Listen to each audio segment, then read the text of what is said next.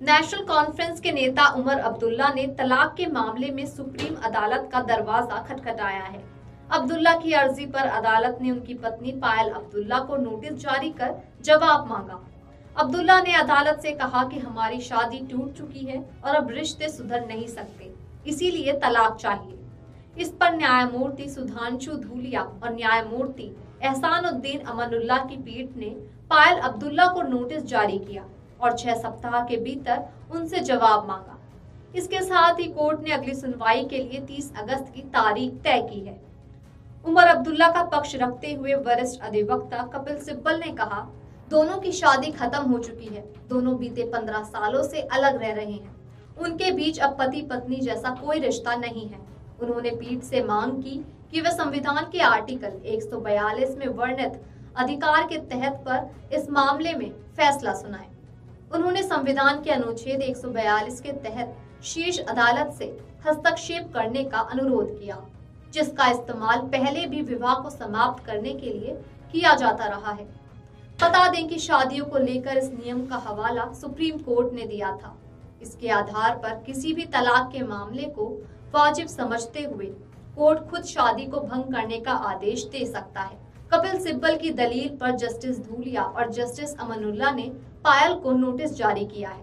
दरअसल उमर अब्दुल्ला ने इससे पहले दिल्ली हाई कोर्ट का रुख किया था। उन्होंने कहा था कि उन्हें क्रूरता के आधार पर तलाक दिया जाए। इस पर उच्च न्यायालय ने कहा था कि उमर अब्दुल्ला के आरोप अस्पष्ट और साबित नहीं होते हैं कि पायल ने उनके साथ क्रूरता की है।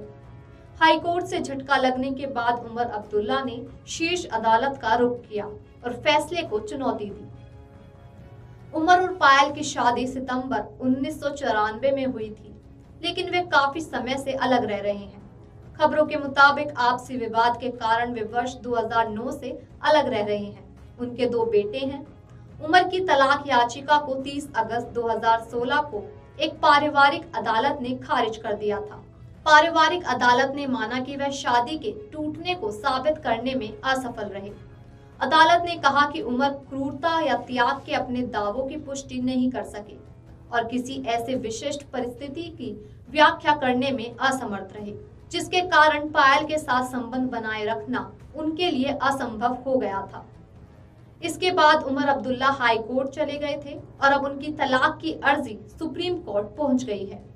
वहीं पिछले साल दिल्ली हाई कोर्ट ने नेशनल कॉन्फ्रेंस के नेता उमर अब्दुल्ला को अंतरिम भरण पोषण के तौर पर अलग रह रही पत्नी को हर महीने 1.5 लाख रुपए देने का निर्देश दिया था।